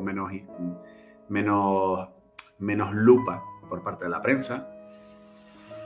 Pero bueno, sí creo que fue algo importante porque al haber, digamos, aflorado todo eso para que lo viera la ciudadanía, que ojalá se hubiese visto antes en otras muchas investigaciones, porque a la administración no le interesa que el ciudadano conozca cómo funciona por dentro. Porque entonces, evidentemente, pues bueno, hay funcionarios que trabajan muy bien, pero hay determinadas cosas que si las supiéramos diríamos, madre de Dios, le prendo fuego ahora mismo a esa administración concreta. Entonces, no interesa. Y como no interesa, se guarda todo un poco en secretismo, ¿no? Y, no, esto tiene que quedar aquí, que no se sepa, que no trascienda la prensa, etc. Entonces, cuando en Alcácer ocurrió, digamos, los trapos sucios o la realidad, que tampoco era una realidad distinta en otros lugares de España, vio la luz. Y entonces la gente se dio cuenta de lo que había.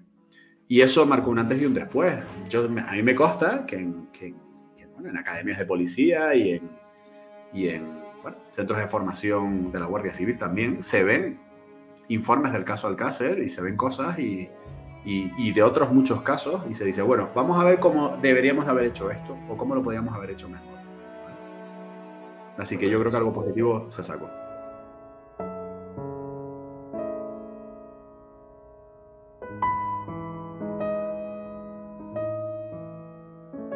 Es evidente, es evidente. Que se pueda que se pueda seguir metiendo la pata, que se pueda, sí, eso, siempre que haya un componente humano dentro de una cuestión, pues el error está ahí. O sea, tenemos que contar con ello como probabilidad. Ahora, si tú lees el acta de inspección ocular y levantamiento de cadáveres de la Guardia Civil de las niñas de Alcácer y ves, que tuve ocasión de ver uno hace muy poquito, el levantamiento de un anónimo que asesinado, que aparece también en unas circunstancias peculiares, si ves el trabajo tan impresionante, tan de arqueología, tan meticuloso, tan cuidadoso, tan bien estructurado. Yo cuando este informe al que hago alusión, cuando lo vi me quedé perplejo. Hostias, cómo trabajan. O sea, de hacer un desenterramiento, fíjate, o sea, compararlo con el que se hizo en la Romana, de hacer un desenterramiento y levantar la tierra por capas que se van llevando fuera de su lugar, pero se va llevando a otra parcela que está perfectamente acotada para poder distinguir luego a dónde pertenece esta capa, por si aparece un elemento ahí, pues aparece en la quinta capa o en la capa que está a 2 metros, o sea, todo eso te va a llevar luego a hacer un relato, una descripción científica de cómo se han producido los hechos, lo que nos va a poder ayudar a reconstruir, cosa que no vamos a conseguir nunca en el caso de Alcácer, a reconstruir exactamente cómo pudieron ser los hechos o cómo han sido los hechos. No, la diferencia es abismal. O sea, ahora sí somos el CSI ese de la televisión. Ahora sí. Pero ya te digo, a nivel nacional, que ya no es como antes, que bueno, es que en Madrid se hacen mejor las cosas y vale, ahora ya no, ahora hay un protocolo unificado y si tiene que ir el grupo de Madrid, que no es porque sea Madrid, es porque como es un grupo más reducido, más exclusivo para una cuestión concreta y la sede está en Madrid, pues está en Madrid, como si la pueden poner mañana en Sevilla, que no hay... Pero vamos, sí, la diferencia es abismal.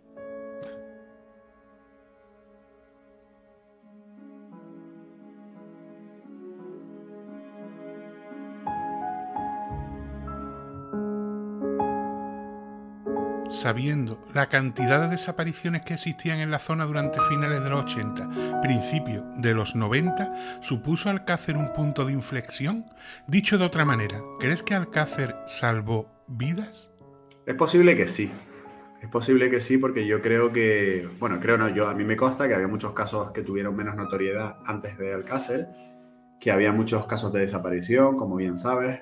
Yo siempre, pues, hago referencia a nuestro libro de ¿Qué pasó en Macastre?, porque ahí se habla de la cantidad de mujeres desaparecidas que había en esa época en Valencia. He hablado con periodistas de la época, hace poco hablé con uno que tiene, pues, este señor tiene 70 años por lo menos, y que estaba ahí muy a fondo en esa zona en aquella época, y me comenta verdaderas atrocidades que ocurrían, ¿no? Y que no trascendían. Entonces, bueno, pues en ese sentido yo creo que sí, que ocurrió y que si no hubiese sido por Alcácer es posible que, pues, las jóvenes hubiesen seguido sin tener, digamos, precaución a la hora de hacer autostop y otro tipo de cuestiones. Lo que pasa es que ese tipo de prevención extraña, ese tipo de prevención situacional es muy difícil de percibirla, ¿no? Es algo como que intuimos que seguramente ocurrió, pero como no ocurrió, no lo sabemos.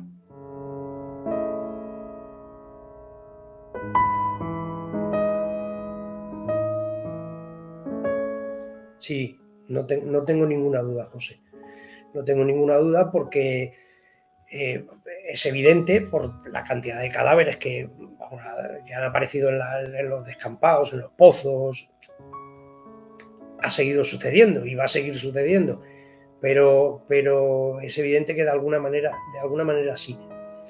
Sí, porque se podía haber una percepción, y yo esto lo deduzco o me lo planteo a partir de la naturalidad con la que, por ejemplo, llama una persona por teléfono, al teléfono de la droga, entonces de la época, para señalar a una persona en concreto como víctima, o sea, como presunto autor de la muerte de los niños de Macastre, o la osadía de quien fuese de llevar un pie cortado en un coche, como lo tienen que llevar en un coche, para dejarlo en una calle de Valencia. O sea,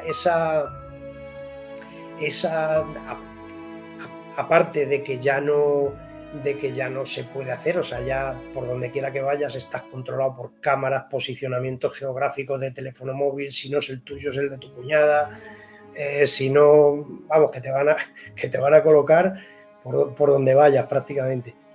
Pero sí, yo creo que sí, que de alguna manera, por decirlo llanamente, se hizo oreja de que ya no vale, o sea, ya no voy por aquellas carreras, que luego otras cosas que muchas veces se plantea la gente, pero ¿cómo van a hacer un trayecto de tanto con 3 niñas gritando y tal? Yo no sé, hijos o hijas, si conocéis cómo eran los trayectos aquellos, tú salías de una población, te ibas caminando por la nada y llegabas a otra nada y yo qué sé, y a lo mejor hasta si algún vecino se percataba o no, o ni siquiera había vecinos porque tiraron por otro lado. Yo creo que aquella, de alguna manera, o por lo menos a los que participaron por un lado y a los que podían participar de la forma de hacer las cosas de los que participaron, no sé si me explico. O sea, ¿cómo lo digo? Esa tribu asocial o antisocial o marginal, o como queramos llamarla, que se permitía o se podía permitir unas determinadas licencias. ¿Cuántos niños, cuántas niñas o cuántas personas simplemente no habrán sido arrebatadas de una carretera, montadas en un coche, ejecutadas con un tiro en la nuca o con una puñalada y dejadas tiradas por ahí por el campo? Infinitas. ¿Seguirá pasando? Sí, claro, seguirá pasando. Si aquello supuso un tirón de orejas, yo creo que sí. Yo creo que sí.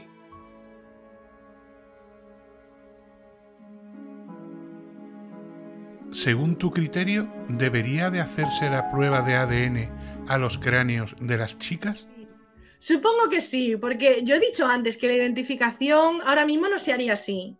Y ahora mismo, como se hizo, no está aceptada. Pues claro que sí. Es decir, posibilidad porque no la vamos a hacer, ¿no? ¿Qué haces con los cadáveres carbonizados? si no las identificas, pues le sacas una prueba de ADN. ¿Por qué no? Vas a hacer una prueba de ADN para identificar de una manera indubitada, es decir, que no hay duda de que el fallecido al que le estás haciendo la autopsia es el que corresponde. Pues...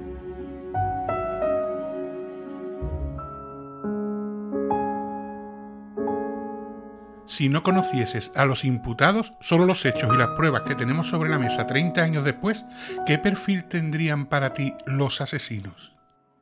Pues es complicado, porque para poder establecer un perfil hay que hacerlo a raíz de haber investigado los perfiles de las víctimas, hay que hacerlo a raíz de haber investigado las circunstancias que rodearon el hecho, las autopsias, las posibles inspecciones oculares, etc.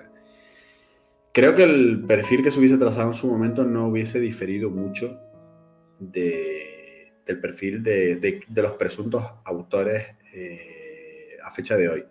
¿Cuál es el problema? Y esto es algo importante, que espero poder clarificarlo básicamente en mi canal más adelante. Hay algunas interpretaciones, sobre todo de carácter forense, que yo creo que fueron un poco imprecisas, exageradas o poco acertadas por parte de algunos de los forenses privados y públicos que participaron en el caso, ¿no? Entonces, a partir de ahí, pues se dio pie a indicios que podían hacer pensar que estábamos ante un perfil de gente especialmente sádica, de poco menos que de una secta y demás, ¿no? Y la verdad es que a fecha de hoy, que de hecho estoy trabajando en ese sentido, cuando preguntas a médicos forenses modernos sobre los informes realizados en ese momento y los miran, pues te ponen muchos peros, ¿no? Te dicen, bueno, pero es que hoy en día se hace una prueba complementaria de vitalidad sobre las heridas que es mucho más exhaustiva que la que hizo, por ejemplo, el doctor Frontela, si es que la hizo, y a lo mejor esas heridas post-mortem no son heridas post-mortem, por ejemplo, ¿no? Entonces, claro, teniendo los conocimientos que tenemos hoy en día, el perfil que hubiésemos dado, yo creo que se hubiese acercado mucho más a la realidad del que, si ahora yo viajara al pasado y estuviera en la investigación, hubiese dado otro perfil. Pero básicamente por eso, porque el perfil lo establece a través de datos de diferentes fuentes. Y cuando esas fuentes, pues por la época en la que vivimos, no son demasiado detalladas, pues te puede dar lugar a confusiones, ¿no? Como pasó con el famoso tema del cerramiento de un brazo, que no fue tal, ya eso lo sabemos a fecha de hoy, que no hubo cerramiento del brazo, y así muchas cosas.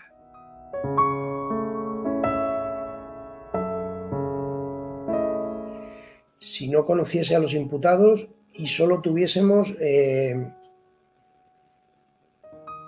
que si no conociésemos a los imputados no tendríamos nada. No tendríamos nada. Tendríamos tres cadáveres que... o sea, tres cadáveres violados, ultrajados, torturados, ejecutados. Tendríamos un lugar que es la aparición de la fosa de la Romana, el lugar de la aparición de los cuerpos, y yo qué sé, o sea, a mí yo podría llegar a pensar de todo. A mí no se me ocurriría en ese momento pensar que en la caseta de al lado se asientan unos individuos que suben para esconderse de la acción policial porque están en busca de captura o porque tienen ahí una caseta donde pueden hacer su libre albedrío. A mí no se me ocurriría pensar nada de eso. O sea, pensaría, no lo sé, podría pensar infinidad de cosas, pero vamos, no pensaría en ningún momento que un Antonio Anglés, un Miguel Ricard y sus acompañantes habrían cogido a las niñas, las habrían violado y las habrían torturado y enterrado ahí mismo. Pero como de alguna manera sí conocemos a los imputados, a partir de ahí obtenemos un relato de hechos distintos. O sea, en mi foro interno, si no existieran esos imputados, pues estaría ahí en un punto muerto de estos de decir, ¿qué coño ha pasado aquí? Desde las pruebas que has podido valorar, ¿piensas que pudieron dos personas ser las únicas causantes del crimen? De las pruebas que hemos valorado, pudieron haber sido incluso una sola persona, ¿vale? Ahora, ¿qué es lo más probable? Pues lo más probable es un grupo mínimo de 2 personas, por determinadas cuestiones, por cómo te manejas con 3 víctimas, el tema del vehículo, etcétera. Pero yo siempre pongo un ejemplo que a la gente le llama la atención, ¿no? Porque siempre dices, bueno, 3 víctimas, 3 agresores.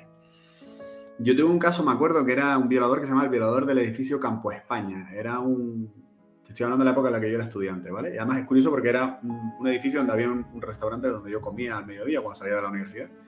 Bueno, pues era un violador que era un edificio enorme de estos de viviendas, no de protección oficial, pero que en su época lo fueron, con un montón, tenía como 8 o 10 pisos, 4 o 5 bloques, etc. Bueno, pues la estructura del edificio, que llegaba a ser incluso motivo de un estudio por parte de un compañero de criminología, era como muy laberíntica y favorecía que un violador serial atacaba a chicas normalmente que volvían de marcha por la noche en el portal.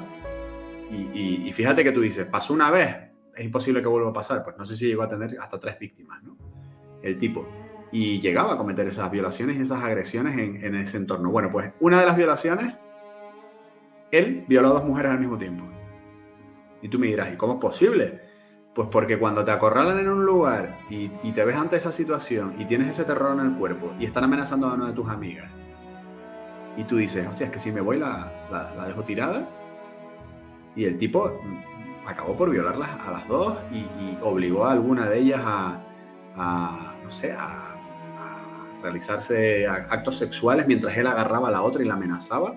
Es que claro, todo el mundo habla desde el desconocimiento, desde el conocimiento que tenemos un poco a través de una pantalla, pero, hostia, cuando tú te ponías a hablar con una de esas víctimas y te contaba la historia, tú decías, ¿qué haría yo? ¿Qué harías tú si agarraran a tu mujer, Trium, y amenazaran con que si tú no haces algo, le partan el cuello? O sea, yo harías lo que fuera, ¿no?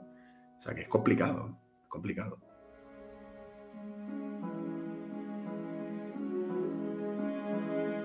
No. A ver, desde las pruebas, desde el conocimiento de la causa, de todos los datos que obran en la misma, de todos los testimonios que se han podido obtener, de mis propias deducciones, no. O sea, 2 personas no. Mínimo 3 o 4. Mínimo 3 o 4. ¿Crees que si las cosas se hubiesen hecho de diferente manera, la resolución del caso a nivel social habría sido la misma? Creo que no. Creo que si el tratamiento de los medios de comunicación del caso Alcácer hubiese sido diferente, el caso Alcácer hubiese sido diferente, de cara a la opinión pública. Pero al final, básicamente la investigación se guió por los cauces pues que se hubiese guiado. Yo creo que seguramente con menos interés o con menos recursos, pero más o menos las líneas que se siguieron eran las que se podían seguir. También te digo una cosa, ten en cuenta que hubo tanto bombo y platillo que a lo mejor no, con seguridad, ni hubiesen mandado a la UCO, ni hubiesen creado un grupo mixto, ni hubiesen mandado a Ricardo al superpolicía, ni nada por el estilo, y a lo mejor Alcácer hubiese quedado en un macastre. Un caso en el que ni se hicieron todas las autopsias, que no hay fotografías de la inspección ocular de algunos de los cuerpos. Bueno, otro caso más de la Comunidad Valenciana. Esa es la diferencia, ¿vale? Esa es la diferencia sustancial. Que el tema de los recursos y el tener interés y todo esto, y que los policías y los mandos policiales y políticos estuvieran nerviosos a través de los medios de comunicación, esa fue la parte buena. Pero una vez que se empezó a trabajar esa maquinaria, ya el resultado, independientemente de que la prensa hubiese seguido dando caña o no, o incluso tergiversando en algún momento, yo creo que no hubiese influido, ¿vale? Pero inicialmente sí, en lo que te cuento. No, a ver, si no hubiésemos aparecido nosotros, se hubiese celebrado un juicio contra Miguel Ricard, se hubiera condenado y hubiese ido cayendo en el olvido el caso Alcácer, pues como 3 niñas que asesinaron una vez en Valencia y a este que lo metieron preso, ya está. Y un tal Anglés que andaban buscando, pero vamos, no, si no hubiese sido por la murga que dimos nosotros, no, aquello ya no estaríamos hablando ahora del caso Alcácer. Lo podíamos mirar como un recordatorio que de repente apareciera en un periódico regional. Ayer, por ejemplo, sin ir más lejos, me vino a la cabeza otro caso que estuvimos mirando, no digo investigando, estuvimos mirando. Y digo mirando y no investigando porque nosotros estábamos totalmente arrastrados por Alcácer, y a pesar de que mucha gente venía a pedirnos ayuda o a pedirnos que nos interesáramos por su causa, pues no podíamos atenderlas. Nosotros estábamos bastante arrastrados por nuestra propia causa y ya digo, la intención era buena, pero no podíamos colaborar con. Y ayer me vino a la cabeza, eché un vistacillo por ahí en internet y apareció un artículo precisamente de 2022 en el que se hacía mención a un crimen en Teruel, el crimen del Hotel Oriente. Y bueno, pues un periódico regional o incluso local se había hecho eco de aquello 30 años, 20 y tantos años después, que tampoco va a llegar a ningún sitio. Pero ya digo, hubiera sido un caso más para el anecdotario de los crímenes y ahí hubiera quedado. Aquellas 3 niñas que mataron en Alcácer, pues como aquellos 3 niños que mataron en Macastre.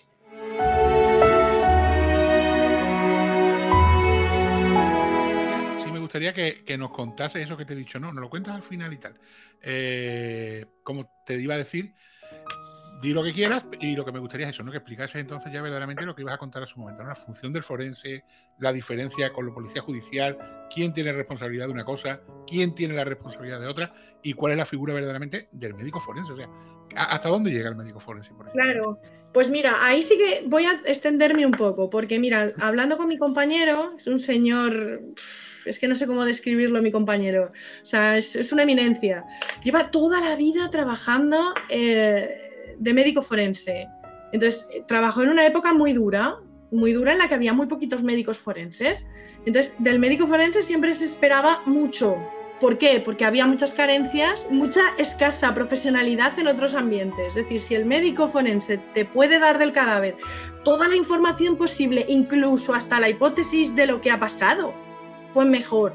Pero eso ahora no pasa. O sea, el médico forense lo que debe aspirar es a ver si es compatible el mecanismo lesional que deriva de una investigación producida por la policía judicial o la policía científica, es compatible con los hallazgos que tú ves en el cadáver. En ningún caso es al revés. En ningún caso el cadáver debe ser en el que se centre la investigación. Es al revés. ¿Por qué? Porque te puedes equivocar. Porque hay muchas lesiones que están producidas por el mismo instrumento, por ejemplo, y te puede dar lugar a error. Puedes sacar conclusiones, que son osadas, que no están basadas en la evidencia científica del cadáver. Entonces, básicamente, ahora mismo que tenemos un cuerpo de los PJs que son estupendos, la Policía Nacional con su policía científica que son estupendas, que están profesionalizados, que tienen medios, que tienen equipos, se encargan de la investigación en el lugar del crimen y se encargan de decir qué es lo que ha pasado.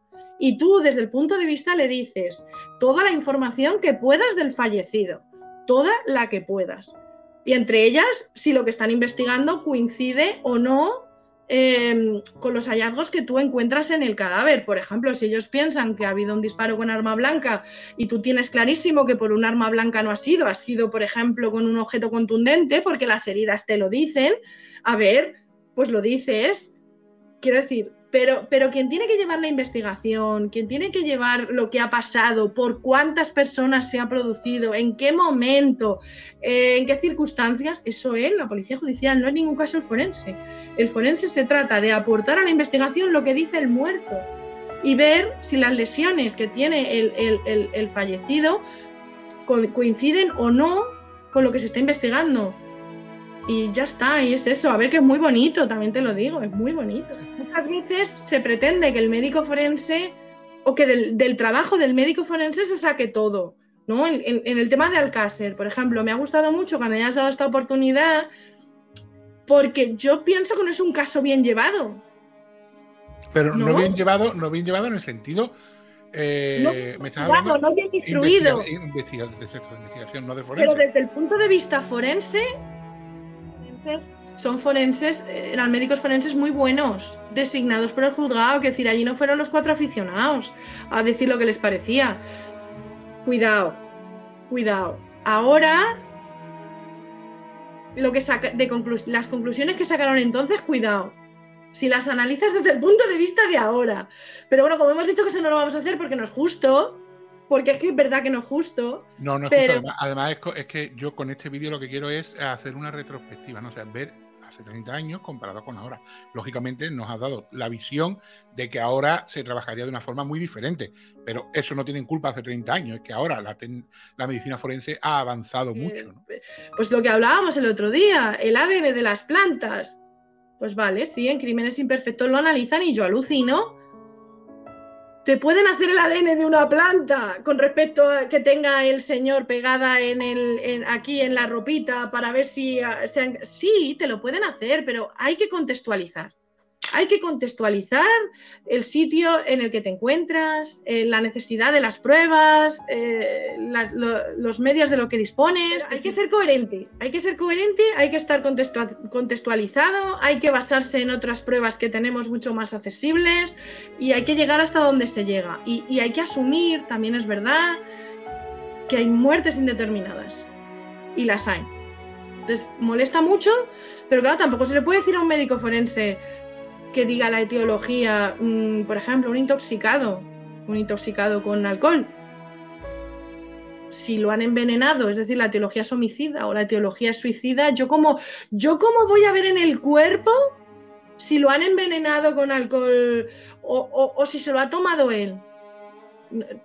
Las lesiones son las mismas, que es una intoxicación por alcohol. ¿Qué es lo que yo te voy a decir? Entonces, pues seguramente la etiología sea indeterminada, por mucho que nos cueste, y diga, se ha hecho mal todo. Bueno, pues vale, pues tú desde tu sofá de tu casa se ha hecho mal todo. Pero hay cosas que no podemos llegar a saber y que no vamos a llegar a saber. Y eso hay que asumirlo también, para en los casos en los que sí que se pueda, pues dar todo lo posible.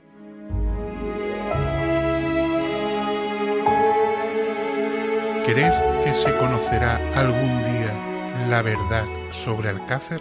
Toda la verdad de ningún caso se conoce nunca. Se conocerá, o tengo la fe o la esperanza de que se conozca algo más, porque lo que se conoce es más bien poco y confuso y muy discutido. Entonces creo que en los próximos meses, o me gustaría pensar que va a ser así, vamos a tener un poco más de luz en determinado tipo de aspectos, ¿no? Y ojalá sea así. Y si no, pues por lo menos lo habremos intentado. Lo peor que sería que nos hubiésemos quedado todos aquí debatiendo para la eternidad miles de cosas. Pero bueno, vamos a pensar que en el futuro va a ser mejor que el pasado.